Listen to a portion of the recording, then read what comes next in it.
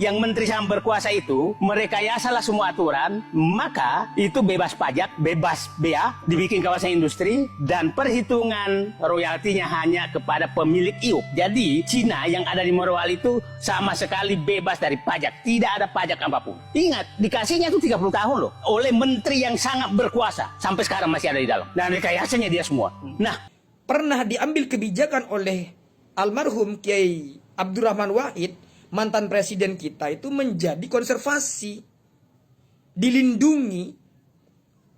Mestinya ia sekarang, karena sekarang oknum ini menjadi pengurus besar, menghormati dong keputusan seniornya lah bahasannya. Kami di utara sini itu maunya semua perusahaan itu harus dibuka. Mulai dari Kawai, Yembe Kaki sampai di Manuram harus buka. Halo guys, Assalamualaikum warahmatullahi wabarakatuh. Jumpa lagi bersama Indo Layar Digital Reaction. Oke guys, hari ini kita akan membahas tentang anggota PBNU yang menjadi komisaris di tambang nikel Raja Ampat ya.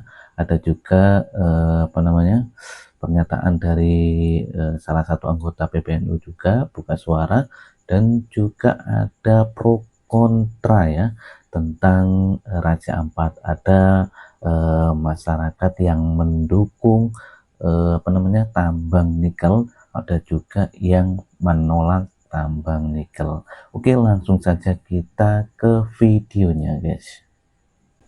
Apa ada tokoh agama, tokoh ormas di jajaran pengurus perusahaan tambang nikel di Raja Ampat, Papua? Jawabannya dua.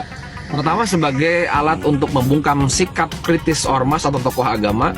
Yang kedua, sebagai bumper ketika perusahaan ini bermasalah, maka ormas inilah atau tokoh inilah yang akan berhadapan langsung dengan masyarakat.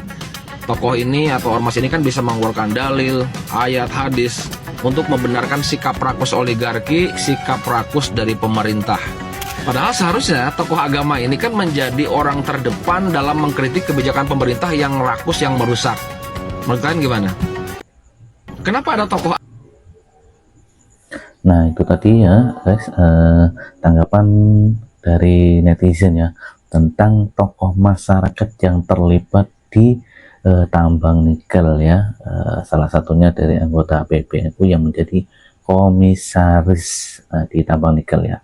Kolaborasi tokoh agama dan oligarki merusak alam Indonesia ya. Oke, kita baca komenan ya. Betul bang, betul sekali, sengaja ormas diberi mengelola tambang karena ini jebakan Batman, akhirnya terbukti ya. Sebutkan tokohnya bang. Kemarin sudah disebutkan ya. Ya Allah ya Allah, lindungilah rakyat Indonesia ya. Suwun pencerdasannya supaya para ternak dan oknum mikir, jangan menyesal nantinya. Oke, kita next video selanjutnya guys. Assalamualaikum warahmatullahi wabarakatuh. Kali ini saya mencoba untuk ini penjelasan atau buka suara salah satu oknum penambangan nikel di Raja Ampat yang PBNU melibatkan oknum pengurus besar Nahdlatul Ulama. Saya sebenarnya secara pribadi mulai kemarin menahan diri untuk tidak berkomentar berkaitan dengan case ini. Namun kayaknya case ini dijadikan senjata oleh oknum-oknum tertentu atau pihak-pihak tertentu yang pengen menyudutkan marwah Nahdlatul Ulama untuk dijadikan senjata menyerang Nahdlatul Ulama, baik secara umum maupun menyerang banom-banomnya Nahdlatul Ulama. Pun demikian, secara pribadi sih sebenarnya hati saya juga miris melihat persoalan ini. Makanya kali ini saya memberanikan diri untuk berbicara. Sengaja saya pakai jas ansor sebagai bentuk profesionalitas saya, seorang kader, bersuara kalau benar ya benar, kalau salah ya salah. Pertama, saya ingin mengomentari berkaitan dengan perilaku oknum ini. Menurut hemat saya, perilaku oknum ini cukup disayangkan.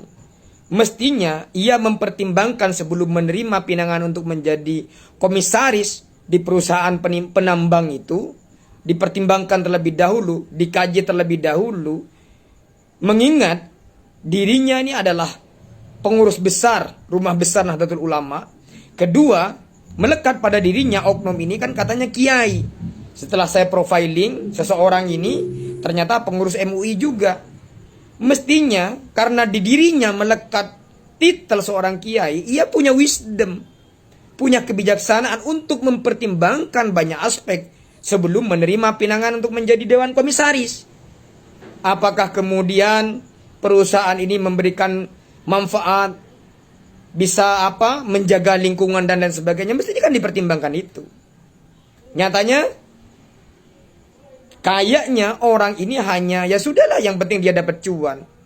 Jangan-jangan dalam benak saya berpikir atau menduga, jangan-jangan oknum ini menjadikan rumah besar Nahdlatul Ulama semacam kail untuk mendapatkan keuntungan buat dirinya. Kedua, mestinya oknum ini juga mempelajari secara historical bagaimana kemudian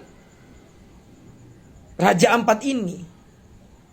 Sepemahaman saya setelah saya baca beberapa referensi bahwa Raja Ampat ini, Pulau Raja Ampat ini pernah diambil kebijakan oleh almarhum Kiai Abdurrahman Wahid, mantan presiden kita, itu menjadi konservasi, dilindungi. Mestinya ia sekarang, karena sekarang oknum ini menjadi pengurus besar, menghormati dong keputusan seniornya lah bahasannya. Atau Nah, ini menjelaskan oknum pengurus PBNU menikmati hasil rusaknya pulau di Raja Ampat ya, yang kemarin menjadi salah satu komisaris Raja Ampat ya guys. Atau sesepuhnya lah di organisasi ini tidak kemudian secara serta-merta menerima. Menurut hemat saya, jujur cukup disayangkan. Kok kesannya hanya melihat keuntungan aja? Mestinya ia mempunyai wisdom, melihat dampak lingkungan dari eksploitasi di Raja Ampat. Mengingat Raja Ampat itu sudah dilindungi, konservasi alam itu, konservasi alam. Perlindungan itu diambil kebijakannya di zaman almarhum Kiai Abdurrahman Wahid, mantan Ketua Umum PBNU. Mestinya menghormati itu.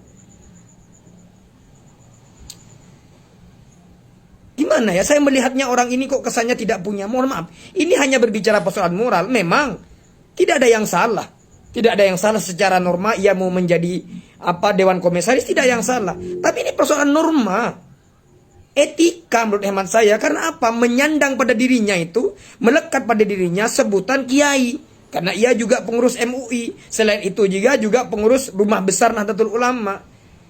Di pundaknya dipikul nama besar, termasuk kader-kader yang ada di bawahnya. Akhirnya apa? Karena kelakuan satu orang oknum, semuanya kena. Nama besar, Rumah Besar Nahdlatul Ulama, banom-banomnya juga kena. Kita dibully, seolah-olah kita diam, seolah-olah karena yang melakukan itu adalah rumpun kita, seolah-olah kita diam. Hati kita juga menangis karena perilaku-perilaku seperti itu. Mungkin kader-kader yang lain diam, tidak berani berbicara. Mohon maaf kalau saya sampaikan apa adanya. Saya sampaikan apa adanya. Dan ketiga, saya tidak mengurangi rasa hormat kepada kiai-kiai saya yang menjadi pengurus PBNU. Saya minta dengan segala kerenahan hati, tolong keluarkan orang ini, bersihkan Rumah Besar Nahdlatul Ulama ini dari oknum-oknum seperti itu. Keluarkan aja, buang aja. Jadi kita harus, PBNU maksudnya ya, harus tegas ya. Kalau memang ada anggotanya menyalahi aturan dan tidak sejalan, ya harus ditindak tegas ya. Ya, jangan sampai karena setitik nila rusak susu sebelanga. Karena Jangan sampai karena olah satu orang oknum yang menurut hemat saya tidak punya wisdom, rusak rumah besar ini, nama baik ini. Sekali lagi saya minta dengan segala kerendahan hati, pengurus PBNU untuk mengambil langkah tegas terhadap perilaku oknum ini, keluarkan saja. Kalau dia sudah tidak lagi menjadi pengurus PBNU, bebas mau jadi Dewan Komisaris. Karena mengingat dirinya sekarang itu menjadi pengurus besar Nahdlatul Ulama, maka mestinya ia menjaga nama besar Nahdlatul Ulama itu. Tidak kemudian ada tawaran Dewan Komisaris, jalan yang penting ada cuan.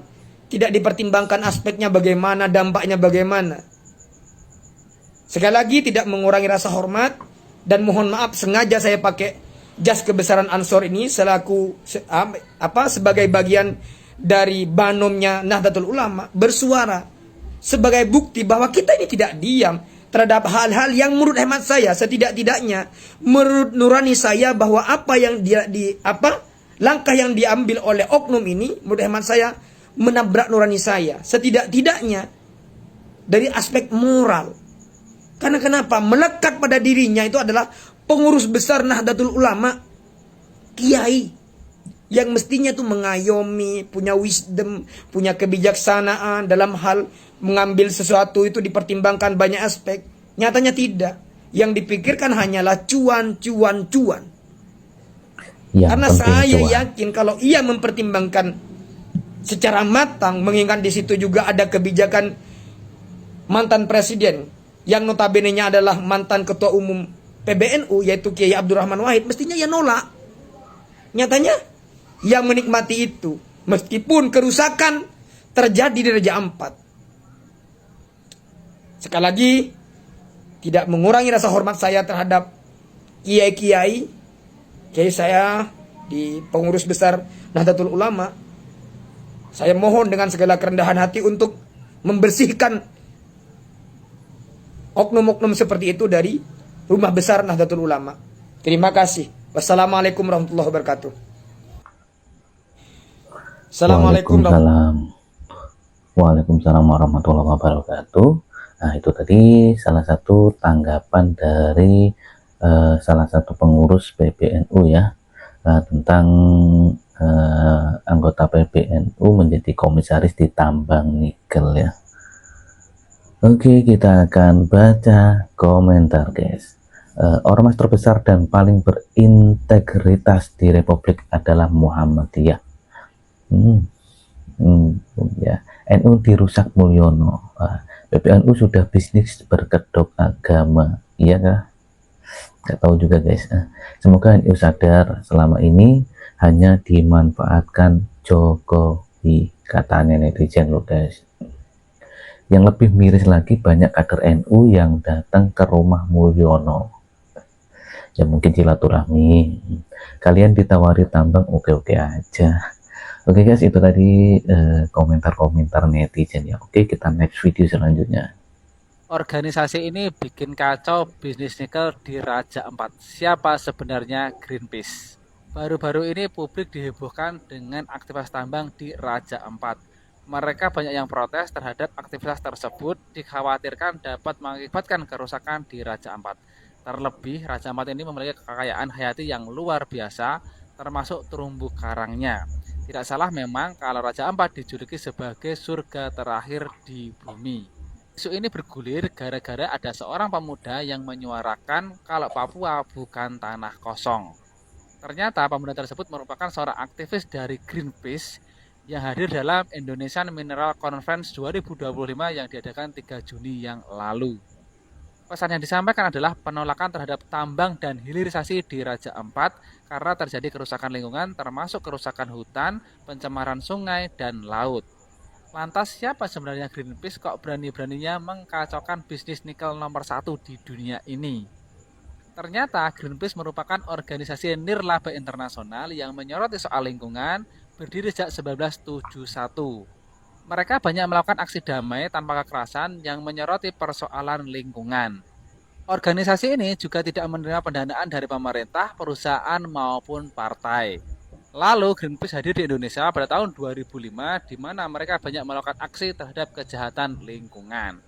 Termasuk salah satunya mereka menuntut adanya perlindungan penuh dan permanen terhadap ekosistem yang ada di Raja Ampat. Organisasi Oke guys, itu tadi salah satu statement warganet juga ya, yang menjelaskan tentang organisasi Greenpeace ya. Oke, kita next aja ya video selanjutnya.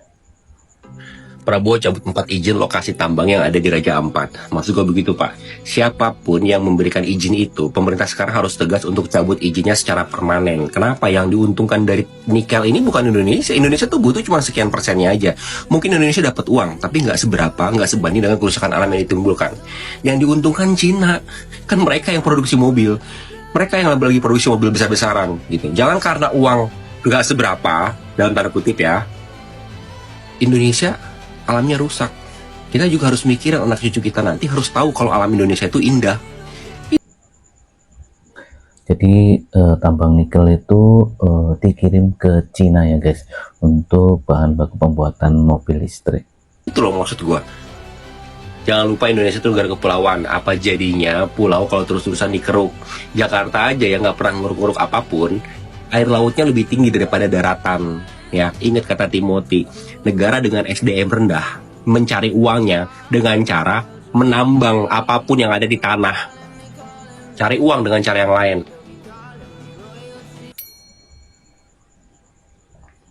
Oke guys, itu tadi salah satu tanggapan dari akun Kata Broto ya. Oke, kita akan spill komenannya guys. Dari 5 kenapa cuma 4, nggak semuanya di stop?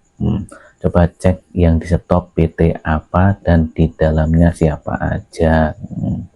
Asal cabut kena denda lah pasti, karena sudah diberi izin.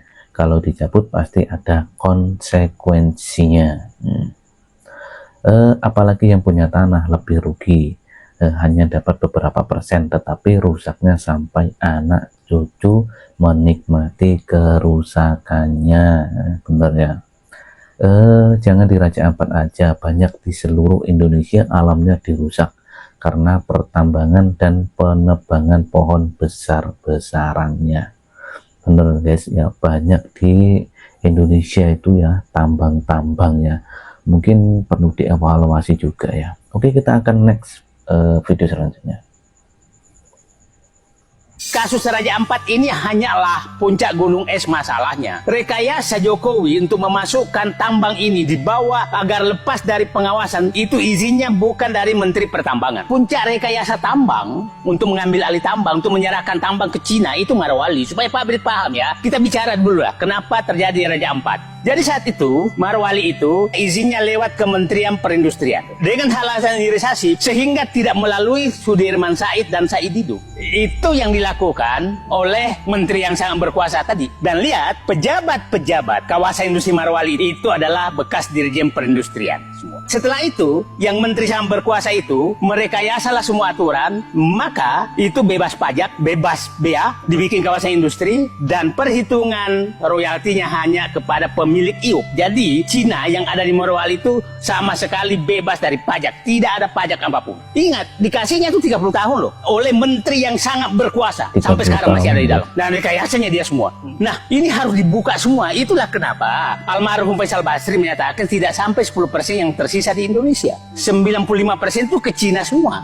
Nah, itulah rekayasa Jokowi. Nah, sekarang kenapa eksplorasi di seluruh Indonesia itu tinggi sekali? Karena smelter yang ada di Cina hampir semua dipindahkan ke Indonesia. Ada di Marwali, ada di Papua, ada di mana-mana. Sehingga kekurangan bahan baku. Sehingga eksploitasi makin melebar. Raja Ampat hanya kasus kecil. Ada Pulau Obi di Maluku Utara. Di Maluku Utara itu hampir habis oleh perusahaan Cina. Papua juga seperti itu. Nah, ini menurut saya Pak Jokowi harus bertanggung jawab. Jadi Pak Jokowi itu harus bertanggung jawab terhadap kejadian Raja Ampat.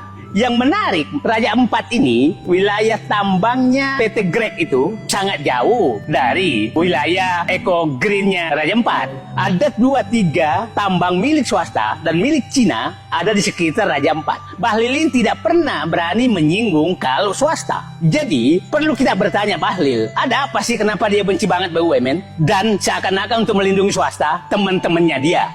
Raja Ampat itu adalah petunjuk bahwa ada masalah yang sangat besar di pertambangan yang dilakukan oleh Joko Widodo. Maka menurut saya Pak Prabowo membentuk tim audit untuk pertambangan segera. Oke guys, itu tadi penjelasan dari Said Didu ya, menjelaskan rekayasa Jokowi ya, agar 95% tambang diangkut ke Cina ya. Itu tadi tanggapannya Pak Said Didu ya. Oke, kita akan baca komenan. Saya percaya perkataan Mas Didu ya, 1000% percaya Pak Didu. Dia orang jujur yang dibedak rezim Mulyono, katanya seperti itu. Kalau dibawa ke Wowo, paling jawabannya hidup Jokowi. Hidup Jokowi, terus kepada siapa? Kepada siapa lagi kita bisa mengadu? Habis. Said itu pintar, bisa tahu keburukannya Jokowi, tapi nggak pernah tahu kebaikan Jokowi. Katanya netizen guys, tangkap Jokowi dan Luhut. Oke, tadi tanggapan dari netizen ya. Oke, kita next video selanjutnya.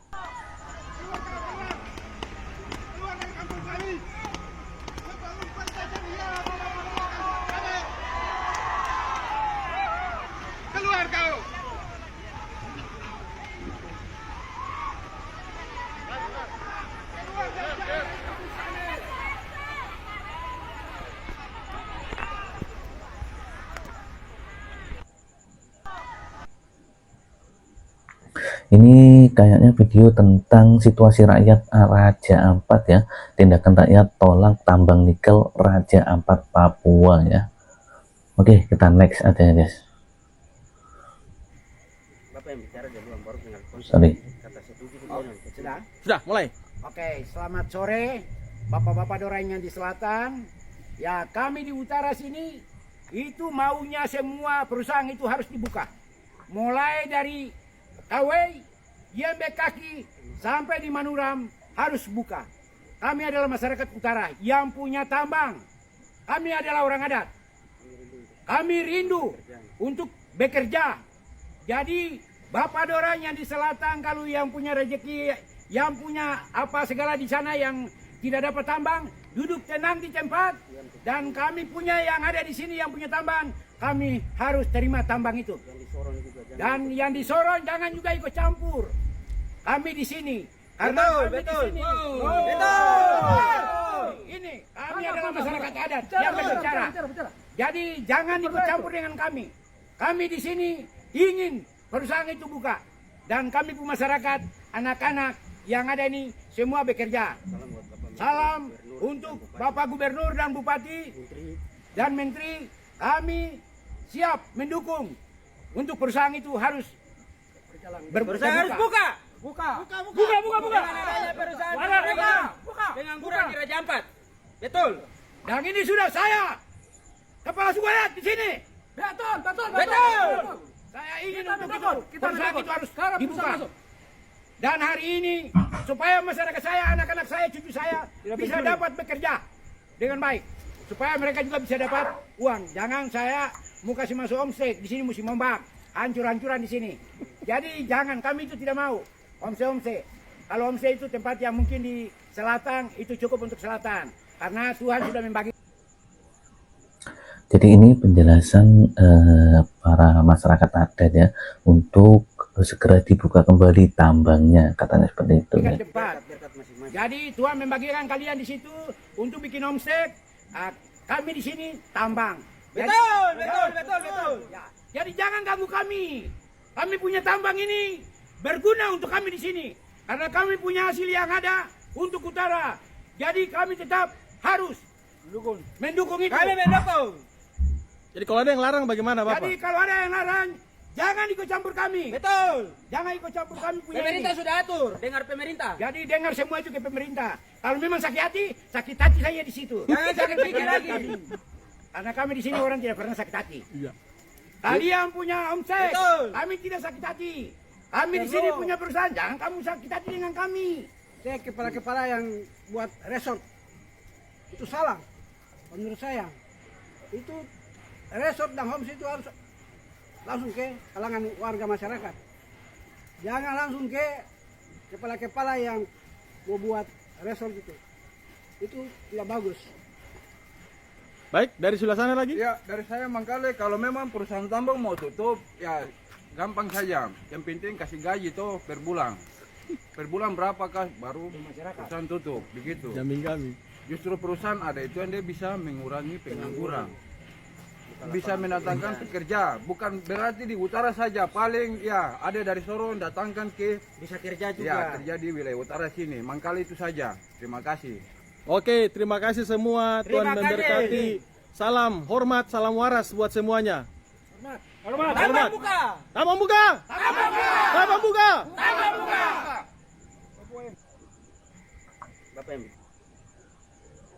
Oke guys, itu tadi salah satu pernyataan dari sedikit masyarakat adat Papua ya. Katanya suruh membuka kembali tambang ya, yang kemarin sudah dicabut izinnya oleh Pak Presiden ya.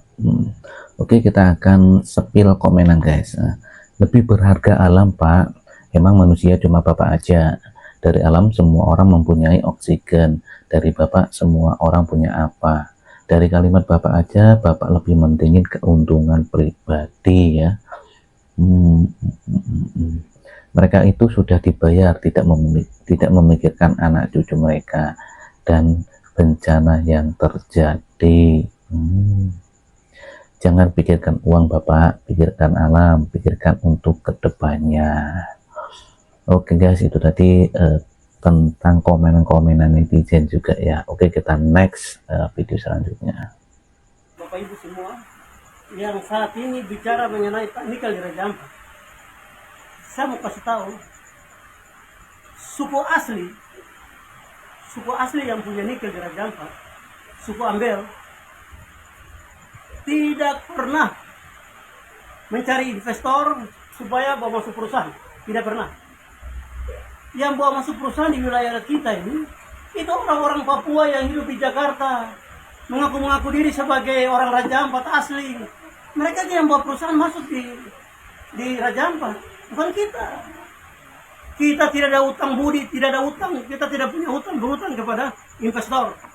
Hari ini kalau mau tutup, kita tutup. Tapi kita bicara kompensasi dulu. Masyarakat, tadi kita sudah sepakat bicara di kampung apa semua kita sudah bilang. Kita kelola tambang itu uang banyak. Kita minta kompensasi 1 tahun 1 triliun. Untuk masyarakat adat, pemilik nikel di Pulau Waigeo. Kompensasi. Teman-teman Greenpeace, Konservasi Internasional, LSM Internasional, berusaha mencari kompensasi untuk masyarakat adat di Kabupaten Raja Ampat. Kalau tidak, kita tidak segan-segan untuk mengusir LSM Internasional keluar dari wilayah adat kita. Kita usir. Silakan Anda pergi kerja di tempat lain, jangan kerja di wilayah kita adat kita. Kita akan jaga alam kita sendiri. Demikian, itu yang saya bisa sampaikan. Jangan salah menilai masyarakat asli, masyarakat adat, pemilik Pulau Waigeo, pemilik nikel di Kabupaten Raja Ampat. Terima kasih. Bapak Ibu. Oke guys, itu tadi pernyataan Julianus Tebu ya, Ketua LMA Ambel ya, dalam rangka menanggapi isu penutupan tambang ya. Oke, kita next aja ya.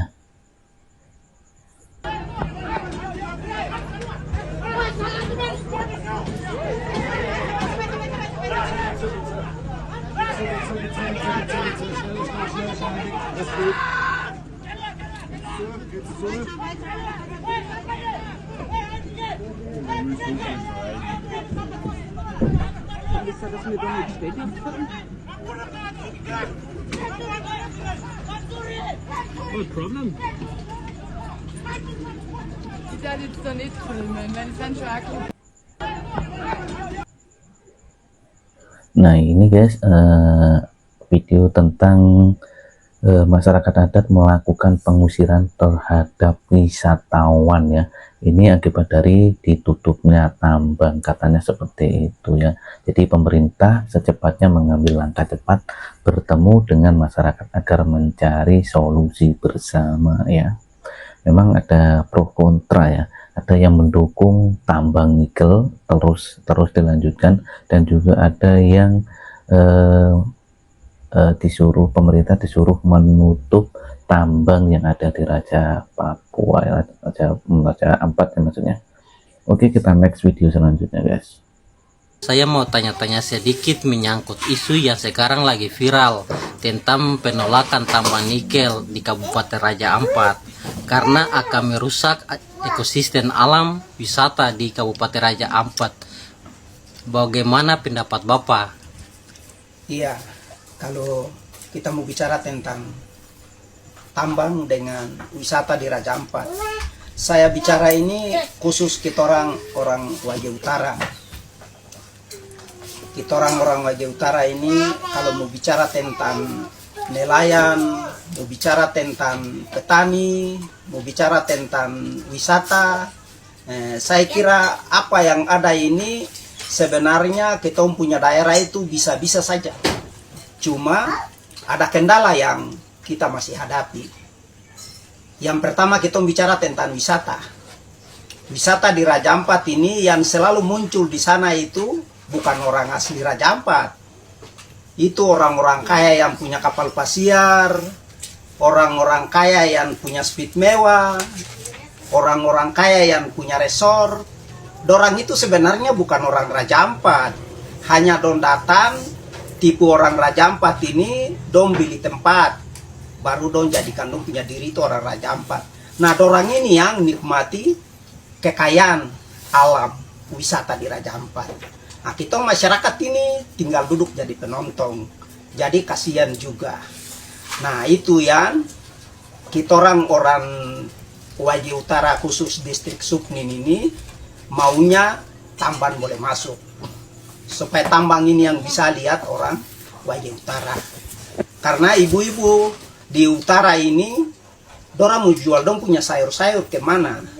Bapak-bapak dorang yang jadi nelayan juga, dorang mau jual dorang punya ikan kemana. Mau berusaha bawa ke Waisai, semua barang ini dari pagi sampai sore pasti hancur, buang di sampah. Jadi kasihan juga masyarakat utara ini, selama ini dorang betul-betul dorang menderita dengan hal menjual. Nah, itu yang kita mau kasih masuk tambang, supaya tambang ini yang bisa bantu masyarakat yang ada di Wajah Utara ini. Jadi ya mau tidak mau bicara khusus Wajah Utara ini, Supnin dia serahkan dia punya Pulau Manuram untuk harus tambang masuk. Kalau tambang masuk, masyarakat bisa rasa dampaknya. Karena penganggur bisa kerja, nelayan bisa jual ikan, petani bisa jual sayur-sayur sampai buah-buahan. Ya saya kira mungkin seperti itu.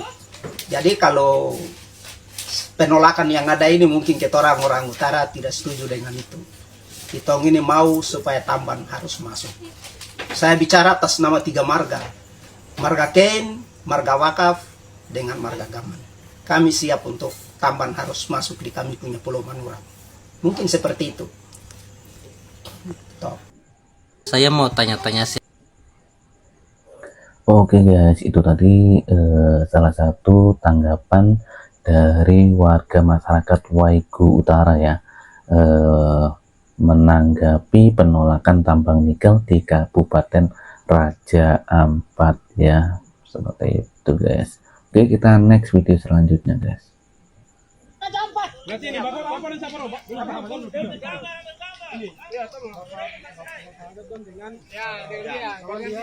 Bapak bicara selesai kawan disampaikan. Ya, nanti kita ambil gambar nanti. Kita ambil gambar di sini. Saya harap semua tenang. Saya harap tidak ada orang yang supaya nanti di media orang sampai bilang, oh kekerasan tidak mau ada itu. Saya mau tenang. Siapa yang mewakilkan untuk berbicara, silakan bicara. Saya tidak mau ada suara-suara nanti orang bilang, oh ada kekerasan di Papua. Saya tidak suka ada kekerasan di Papua. Oke? Oke, berarti sabar ya. Sabar tadi. Tunggu. Ada di speed, ada di speed. Supaya kita bikin video terus. Balik ke luar boleh. Sekarang kita mau buka kita Pulau Wayak ini supaya kita seperti dulu kita makan dia kaki maka itu. Kita makan seperti dulu. Dia kasih kayak ini, pariwisata saja. Kemarin dia tidak ada nampak, dia ibu bilang ada nampak, dia kasih lihat viral yang luar biasa. Padahal dia ada nampak segala sesuatu. Itu Raja Ampat. Ini Pulau Wayak yang kasih kaya Pulau Raja Allah, Kabupaten Raja Ampat. Jadi aduh, Bapak bicara saja, Bapak tidak perlu ini. Bawa saya, Bapak perlu. Jadi tinggal Ade sampaikan saja. Ya. Oke. Ini Bapak kayak Sedikit saya berbicara sebelum saya mau. iya, nanti bayar Hitung dulu, hitung. 1, 2, 3. Perkenalkan, nama saya Leonardo Tandungan yang meminta ini untuk kita bicarakan bersama melalui dengan media yang ada di sini. Saya ingin bertanya, Wayak apakah ditutup atau bagaimana? tutup. Wayak tutup. Oke. Wayak tutup. Masalahnya kami punya tambang. Bapak singkat Bapak singkat. Kalau kami punya perusahaan tambang yang di Pulau Kale, dia buka, Pulau Wayak kita buka seperti biasa. Jangan, ya. Kalau bagaimana?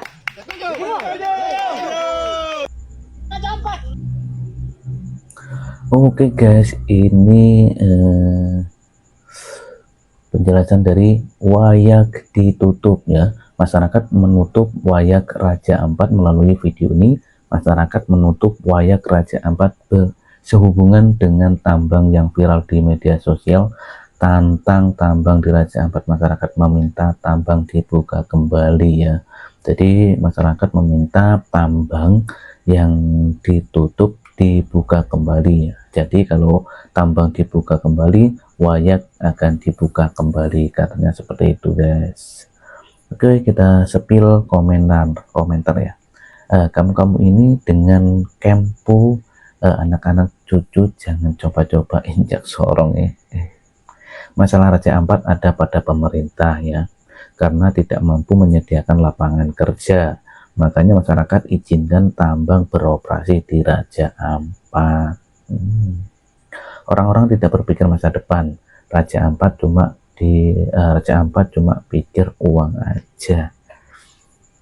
Ya, itu tadi komenan netizen guys. Oke, kita next video selanjutnya. Kita ada di Ini video Bang Luis ya, yang mengunjungi Raja Ampat. Dan mengatakan bahwa Raja Ampat baik-baik saja, masih sama seperti dulu.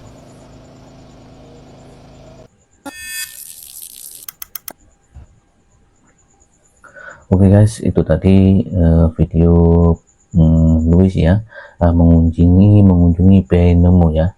Raja Ampat yang menjadi tempat surga dunia masih baik-baik saja, tidak seperti yang ramai dibicarakan kalau rusak karena penambangan nikel ya. Kita coba baca sepilan komentar ya. Memangnya Raja Ampat kecil, sekarang memang belum, tapi beberapa tahun ke depan akan kelihatan dampaknya ya. Kan dia nggak tahu yang tambangnya di mana, apalagi paling dia rekam di tempat yang nggak ada tambangnya. Oke guys, itu tadi salah satu komenan dari netizen tentang Raja Ampat guys ya. Ada pro kontra dari masyarakat juga, bahwasanya ada yang mendukung dan juga ada yang tidak mendukung ya. Kita serahkan saja pada yang berwenang ya guys. Pemerintah juga sudah menutup 4 izin IUP atau pertambangan di Raja Ampat kemarin ya. Oke guys, sekian dulu ya video kali ini. Apabila ada salah-salah kata ataupun ucapan dan juga informasi dari saya mohon maaf sebesar-besarnya ya. Dan saya akhiri dulu. Assalamualaikum warahmatullahi wabarakatuh. Bye bye.